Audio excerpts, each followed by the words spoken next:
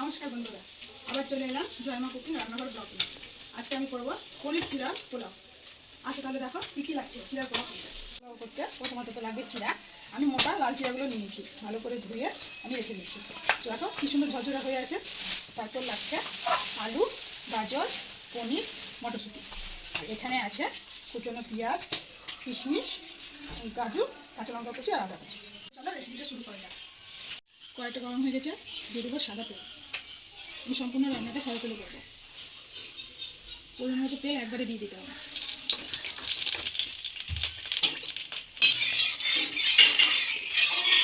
তেলটা গরম হয়ে গেছে, দিয়ে দেবো একটু সামান্য জিরে।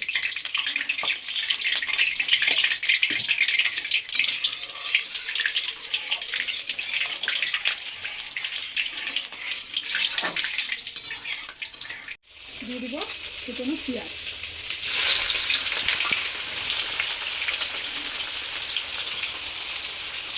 দিয়ে দেবো আদা কুচি।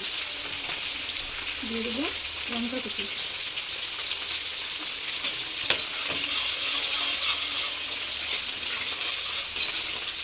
তোমাদের এই ভিডিওতে একটু সাউন্ড লাগবে, কারণ আমি পাঁচটা একটা রান্না করছি।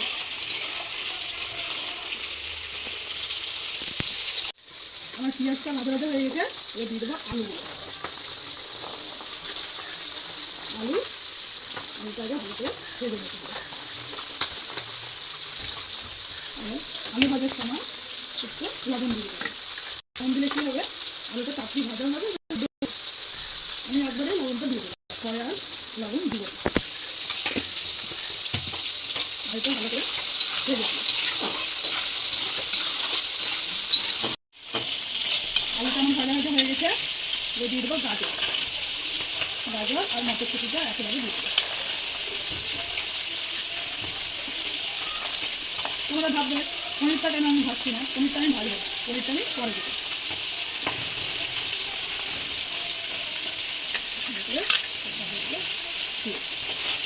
গাজর আর মটরশুঁটিটা একটু ভালো করে ভেজে দেবো, যতক্ষণ না গাজরটা ভালোভাবে সেদ্ধ হয়ে যাবে।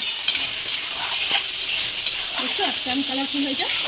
শীতকালে এটাই ভালো রান্না করে। এবার দিয়ে দেবো কাজু কিশমিশগুলো ভালো করে ভেজে দেবো। এত সুন্দর কালারফুল হয়েছে, কিন্তু হলুদ না দিলে ছোলা হওয়া চালে না। সেই জন্য হালকা করে আমি হলুদ দিয়ে দেবো। হলুদ না দিলে হয়ে যাবে ফ্রাইড রাইস, চিড়ার ফ্রাইড রাইস। সেই জন্য হালকা করে হলুদ দিয়ে দেবো, খুব হালকা করে।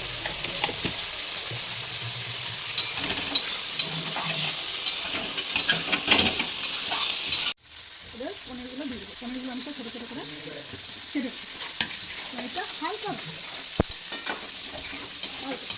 দেখছো, পনির দেওয়াতে কালারটা কত সুন্দর এসেছে, একদম কিছুটা ইন্ডিয়ার পতাকার মতো।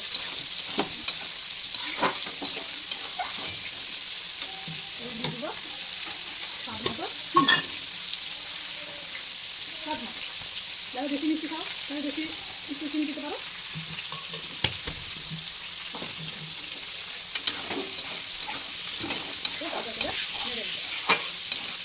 চিনি জানো তো তরকারিতে শুধু স্বাদই বাড়ায় না, চিনি দিলে সবজিগুলোও কিন্তু ভাঙে না, গোটা গোটা থাকে, ভালো থাকে।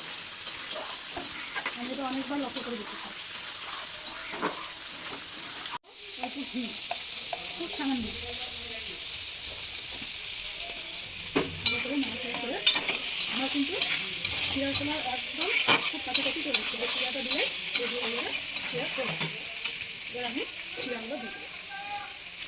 বুঝছো কত সজ্জা হয়েছে চিড়াগুলো ধুয়েই উঠে দিতে হবে, চালনিতেই ধুলেই হবে, মতো নরম হবে। চিড়া নরম হয়ে গেলে ভালো লাগবে। ভালো করে নাড়া করে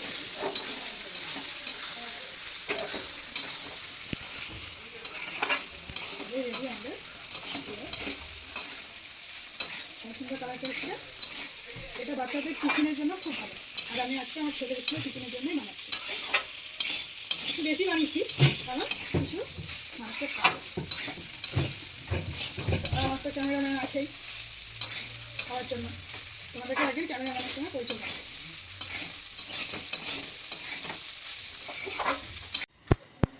আমার পনির পোলাও একদম রেডি, আমি নামিয়ে নেব।